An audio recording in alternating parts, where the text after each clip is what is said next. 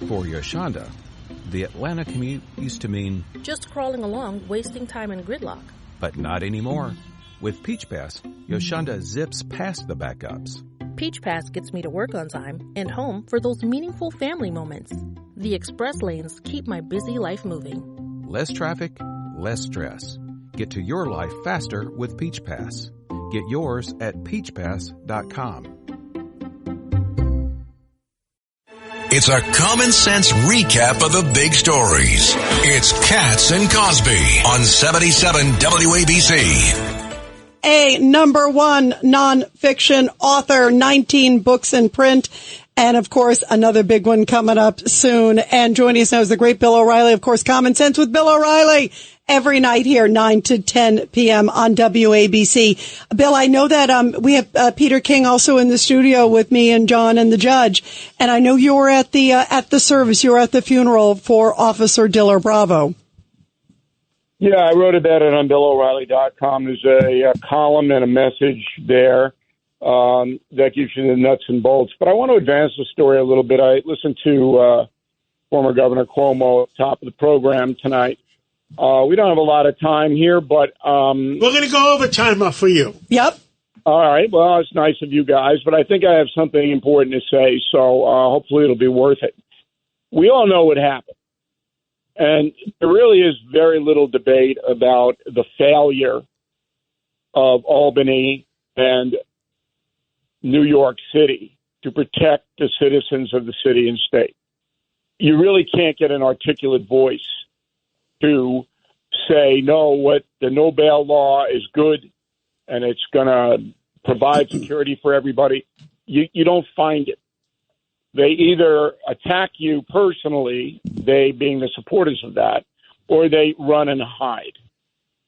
So I kept waiting for Cuomo, who is partially responsible for the no bail law, to explain why he did it.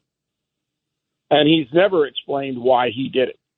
But I will now tell you why he did it and why Hochul continues to dance around it, and why New York City, the City Council, is absolutely attacking the law-abiding citizens of this town. The reason is race. That is the origin of all of this.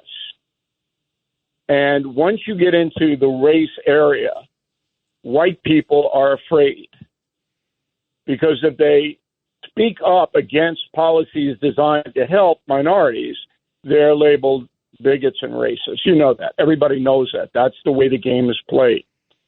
The origins of this was about 20 years ago with something called restorative justice. I'm not going to get into all of it, but basically the progressive left believes that from the very beginning of this country, the laws have been stacked against black people in particular. And they can make a historical case, Jim Crow, lynchings, you can make that case. It is a valid case. But now, in modern America, in 2024, it is no longer. There are special protections for minority people here. However, it's not enough.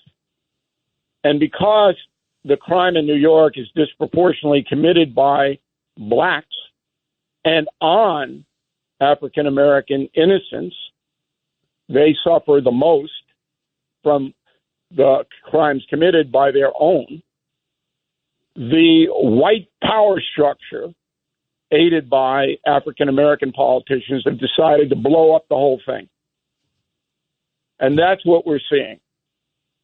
So when you have a guy like Guy Rivera, and I document this tonight at 9 o'clock on WABC. If you care about this issue, you listen to that program. 19 times he was arrested and not held accountable for his crimes.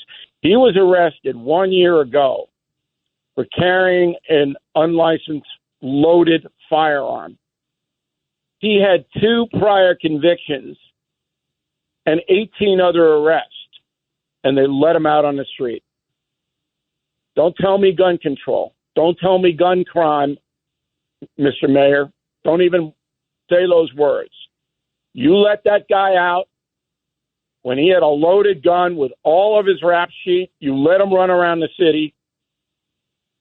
You and the system in New York are responsible partially for the death of this fine officer, Diller.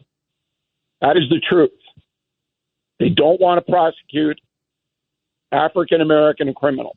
If all of these people were white supremacists running around with Nazi tattoos on their forehead, pushing people in front of subways and gunning them down and mugging them, believe me, there'd be bail. And that's the truth. I agree, but there are 2 million blacks in New York City among 8.5 million New Yorkers, and there's 3,300 violent criminals. I think those 2 million blacks want to see those violent criminals in jail, too. I'm not so sure. We have not heard anything in the African-American community, and we have spoken about this. You got to listen to Dominic Carter at midnight. Come on, John. Dominic is one of the people who is courageous and will speak out. If you live in a black neighborhood and you are calling for strict criminal penalties against African-American criminals, you are ostracized. You are in danger. You will be hurt. Is there a secret vote going to come out? The black communities, the nexus is the churches. And I have not seen one black minister speak out against a horrendous crime wave that is devastating African-American communities in New York City. Not one. He's not wrong. Bill, this is Pete King. You know, you and I were at the church on Saturday. I thought it was particularly inappropriate. You're talking about ministers for Eric Adams. You talk about being baptized by Al Sharpton on a day that a cop is being buried. He was lost. Mayor Adams, his remarks on the altar of St. Rose of Lima, he was lost. The difference between his eulogy and Commissioner Caban's eulogy was the difference between a third grader and a PhD. And the applause for Mayor Adams, and I have nothing against him. I don't believe he's the problem here. He's not solving it, but he's not the problem. The difference in the applause was about 10 seconds, very faint for the mayor, and a full 60 seconds for Commissioner Caban. Wow. So, Pete, I want to ask sort of juxtaposition on what Pete's saying.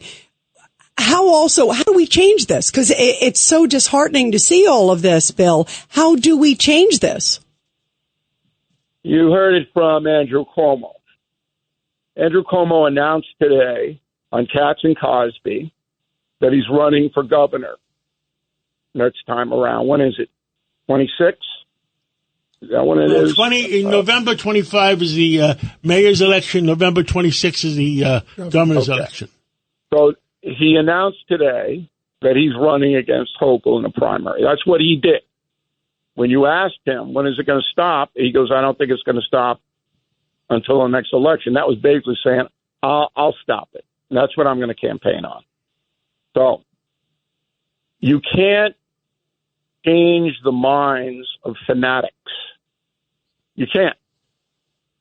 And what we have now in Albany and on the city council, not Adams, Adams would change it, are fanatics.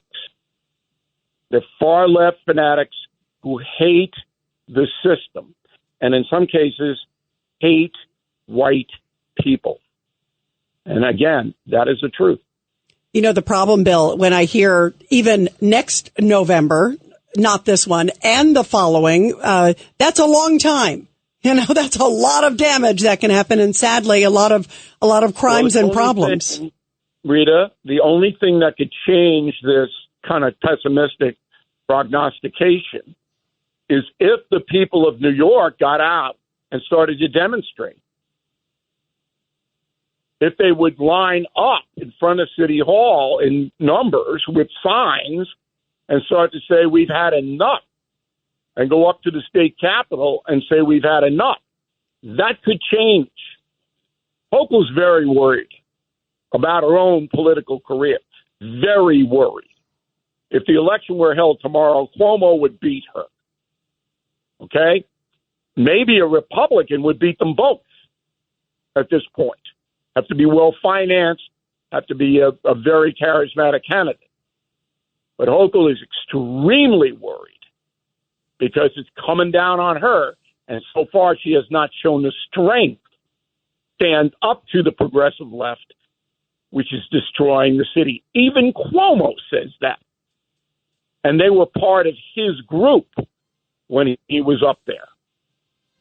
Yeah, absolutely. Well, thank you, Bill yeah, O'Reilly. people do need to speak tonight. out, Bill. Wow. We'll be listening tonight at 9 o'clock on WABCRadio.com worldwide, 173 countries. And I look forward to hearing you at 9 o'clock on 770. Thank you. This is Greg Kelly for Priority Gold. What does it mean to be America's precious metals dealer? It means that you're in touch with the hearts and minds of those who love this country, value our freedom, and want to protect the future. Priority Gold is that precious metals dealer. They've helped thousands of Americans back their retirement with solid gold and silver. Call Priority Gold at 888-506-6439. Receive free shipping, free storage, a free investment guide, and one of the best purchase experiences in the industry. Call now or go to PriorityGold.com.